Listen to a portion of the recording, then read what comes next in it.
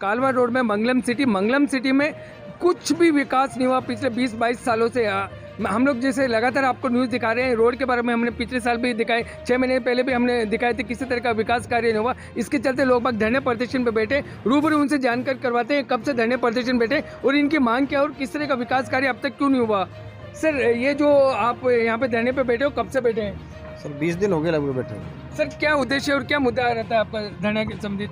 उद्देश्य तो सर एक ही है कि कोई आए तो हम उनको यहाँ की परिस्थितियों के बारे में अवगत कराएं। शायद मेरे हिसाब से वहाँ तक उनको पता ही नहीं है, लेकिन वो इलेक्शन लड़ने के लिए आ गए हैं यहाँ पे।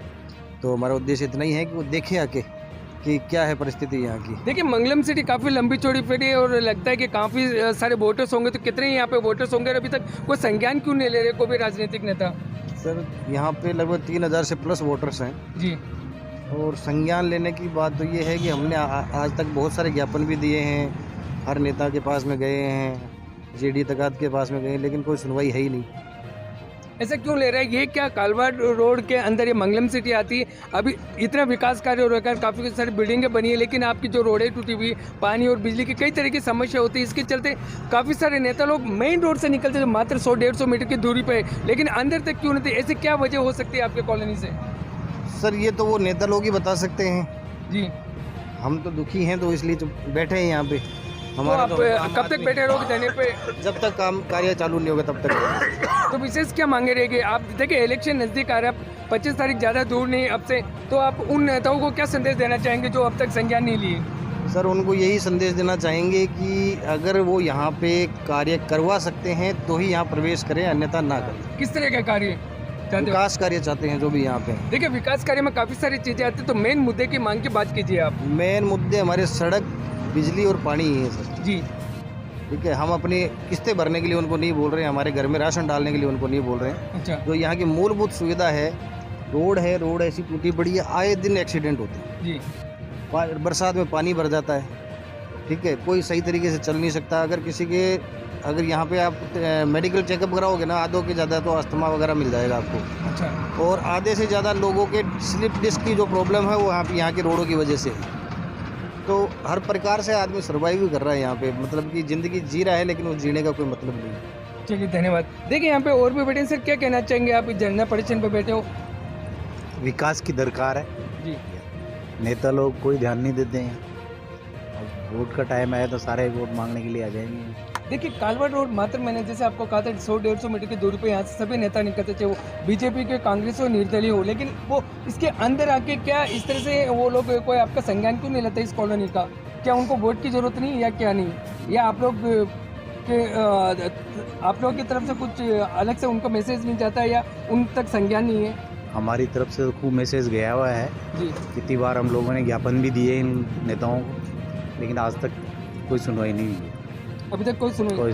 देखिए, लगातार 20-22 सालों से कह रहे मंगलम सिटी में कोई भी संज्ञान लेने नहीं आया, ना कोई नेता आता है, ना कोई किसी पार्टी के अध्यक्ष आते हैं। बनने को तो सारे नेता लोग बन जाते हैं, चाहे कोई भी पार्टी से हो। लेकिन और भी मैं एक बार और पूछना चाहता हूँ सर, आपसे मेरा एक अंतिम सवाल है, अगर जैसे 25 तारीख तक किसी नेता ने अगर संज्ञान नहीं लिया तो आगे आप क्या योजना बनाएंगे या क्या मुद्दे रहेंगे आपके? आगे का हमारा रहेगा कि अगर कोई भी हमारा इस चीज़ को नहीं देखता है और उसके लिए हमारे को एक स्वस्थ आश्वासन, मतलब आश्वासन तो आज तक सबने दिए जी, और वो आश्वासन कभी पूरे भी नहीं हुए जी। बोल के गए हैं कि हम सब मखमल की रोडें बना देंगे, लेकिन यहाँ एक कंकर भी लगाया नहीं उन्होंने। बिल्कुल। तो उनको चेतावनी है खुली कि अगर वो यहाँ के विकास कार्य नहीं, अगर वो कोई भी बने, हमारे को किसी पार्टी से द्वेष नहीं है, किसी व्यक्ति विशेष से द्वेष नहीं है जी। जो भी हमारा यहाँ का जो चुन के जाएंगे विधानसभा में, उनके लिए हमारी खुली चेतावनी है कि अगर उन्होंने हमारा इस बार कोई भी ध्यान नहीं दिया तो इलेक्शन होने के 1 महीने पश्चात यहाँ पे धरना प्रदर्शन इस प्रकार का चालू होगा, आमरण अनशन चालू करेंगे हम।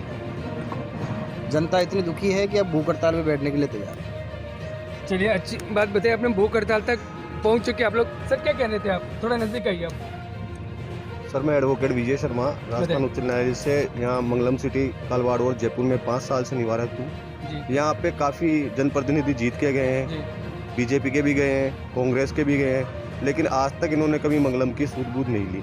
ये जनता को आते हैं, लॉलीपॉप दे के चले जाते हैं कि आपका ये काम करवाएंगे, ये करवाएंगे, लेकिन आज तक कभी वो जीतने के बाद में कोई नेता यहाँ नहीं आया।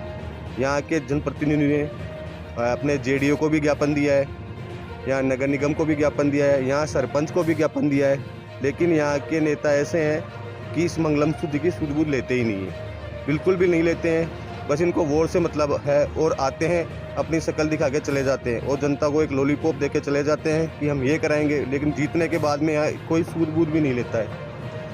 मेरा कहना ये है। धन्यवाद। देखिए, आम जनता इलेक्शन के टाइम में काफ़ी कुछ उम्मीदें रखती है, हर नेता से उम्मीद रखती है कि कुछ ना कुछ विकास कार्य होगा कुछ, लेकिन अब तक मंगलम सिटी में पिछले 20-22 सालों से कुछ भी विकास नहीं हुए। लेकिन यहाँ पे कुछ सीनियर सिटीजन बैठे हैं, उनसे भी मैं जानना चाहूँगा। सर, क्या कहना चाहेंगे, being a senior citizen, well you are experience person, क्या है आपका कि व्यूज साहब रहेंगे? जो है, जो हमारी जो सहन करने की जो है क्षमता है जी, वो बिल्कुल क्या है कि तकरीबन पूरी हो चुकी है। हाँ, और जो एक आम जो है जी, और हमें क्या है कि अब क्या है कि थोड़ा सा क्या है कि जब हम अग्रेसिव होके बिल्कुल, नहीं करेंगे, और वो अग्रेसिव जो है नेस की जो है मैसेज हमारे जो है साथी लोगों ने आपको दे दी है कि अगला जो स्टेप होगा, अगर हम चैन से नहीं जी रहे हैं तो हम ना तो प्रशासन को और ना इन शो का तथाकथित जो है राजनीतिकों को भी चैन से जीने देंगे सर। सर देखिए, खासकर एक उम्र दराज से एक रोड सेफ्टी होगा, क्लीननेस नीटनेस रहेगी, आराम से मूवेबल रहता है। लेकिन इस जो कंडीशन है यहाँ पे खड्डे हैं, ज़्यादातर जैसे कि आप लोग की उम्र के इम्बैलेंस हो जाते हैं, लड़कियाँ लोग गिर जाते हैं और कई सारे जो लेडीज से रात को ड्यूटी करके आते हैं वो लोग भी गिर जाते हैं। तो इस तरह से आप किसी ने अभी संज्ञान क्यों नहीं लिया? गिरना तो बात है ही है, खास तौर से जो मेरी उम्र दराज के जो लोग हैं जी, उनको क्या है कि किसी भी, चाहे वो टू व्हीलर हो फोर, सबसे बड़ा जो हाई रिस्क है वो है स्लिप डिस्क का है बिल्कुल, खास तौर से। और उसके अलावा जो हमारी गर्भवती बहनें हैं बिल्कुल, वो हमेशा एक हाई रिस्क पे रहती है। जी। बच्चा भी खत्म हो गया।